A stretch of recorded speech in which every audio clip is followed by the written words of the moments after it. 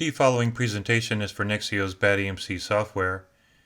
In a previous presentation, we explored the radiated emissions test according to the CISPR standard. In this presentation, we're going to show some additional aspects regarding radiated emissions testing under the topic of workflow. In that previous example, I showed an initial test that was done to Class A, and I showed how we could do a duplication and make a comment stating that we added a power cable, such as if we were investigating a disturbance. And the same goes for that example. Let me do yet another example, and I will duplicate this. I'm going to change the name, and I will write pre-scan only. Select OK. Now I will click on this subrange, and for the procedure you can see that we had the pre-scan for doing the maximization, and later on we would filter it, look for a certain number of highest peaks, and then do the final scan with the full maximization, antenna height, azimuth, etc., and then do a final measurement using the quasi-peak rather than the peak detector that was done in pre-scan. Now, if it is a qualification run and the investigations are over, then it makes sense to do the full test on the peaks that you found. However, for the interest of time, during an investigation, it would be a good idea just to complete all of the pre-scans and then decide if extra time was needed to do the final scans. If there weren't any failures, then there's no need to spend a great deal of time maximizing and then measuring with the quasi-peak detector, obviously. So we will do away with those, and I will show how they could be done later. Once again, full azimuth, full height, not necessary at this time. Okay. Now, when I run this test, it is only going to be doing the pre-scan.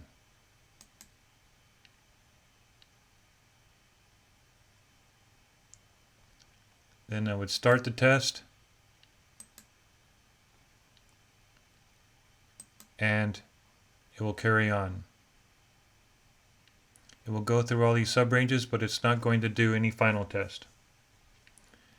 I'm going to stop that, and I will show yet again another time savings for investigation. I can duplicate, and I will change the name to 1 meter fixed height. State OK. And why would this be the case? Well, this is another thing we have heard from many test labs, is that in investigation mode, the majority of the time the disturbances are higher at the 1 meter height anyway. And so I can further speed things up by changing the pre-scan to only measure at 1 height. How would I do that? Allow me to delete that. Delete that. I will only add the continuous rotation from 0 to 360.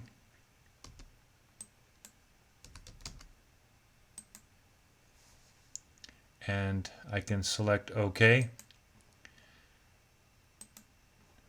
To make things easier, I can export this particular routine. I will call it azimuth only.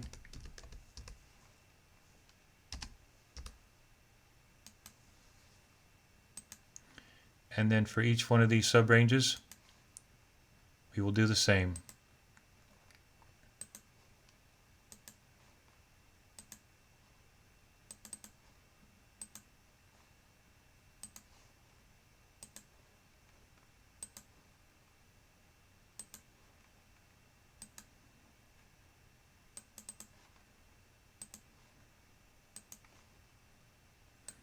One of the added advantages of having a procedure to import is uniformity and consistency. It is very easy to add or change a parameter by accident when we are in a hurry. Now, if I click on each one of these, we will set the height to a fixed height.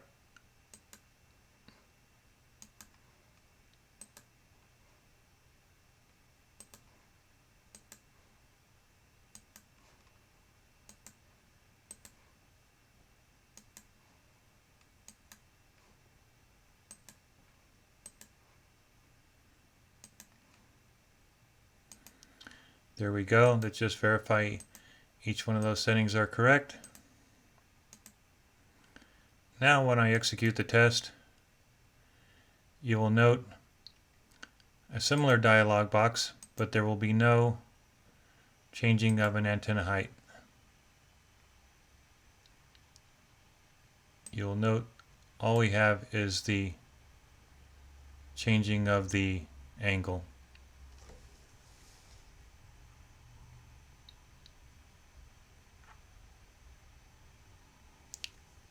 Okay, we'll let the test continue and I will pause while the test carries on and then restart when it's toward the end. Now as you can see, I'm on the last subrange and we are getting near the end. The peaks were marked according to the advanced suspects. If I were to click on this tab, you can see that we have all of the pre-scan data here, individual tabs for quasi-peak and average. And let's say if I were to be in this subrange for horizontal and I wanted to run the finals, but I didn't want to do finals on everything, I just wanted to do finals on that, I could right click on that, state to recalc finals, and I will say advanced finals. The previous routine that was saved is right there, and now I can just run the finals on the single frequency.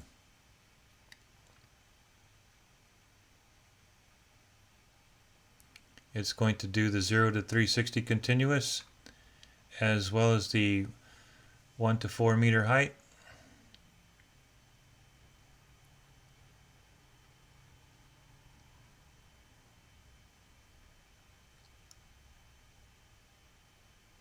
Now it's incrementing in height.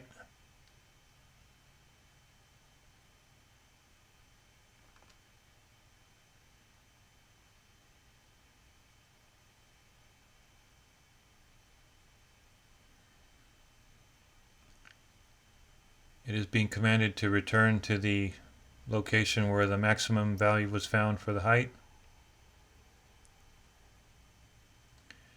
And there you have it. You have a final measurement. Another thing that could have been done, for example, if we wanted to investigate this peak further, you could click on the peak. We will use this cursor, right click on it, select cursor 1, transfer to table of suspects. Then I could run the advanced finals on that.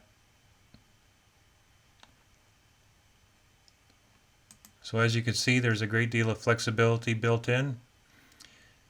Please be sure to check out the other video on the Maxwell manual measurement mode, where all of this can be used to center on a peak, maximize the antenna height and the azimuth, then do a final quasi-peak measurement, or for the case above 1 gigahertz, CISPR average and peak. I will close this. And this concludes the workflow section, or the options of how investigations can be done versus qualification runs, and how you can defer the measurement within a individual subrange. One thing else to show you, if I were to click at this level, is that we have a global procedure, in which case all of the pre-scans would be done, and rather than doing a what would you call the advanced finals per subrange.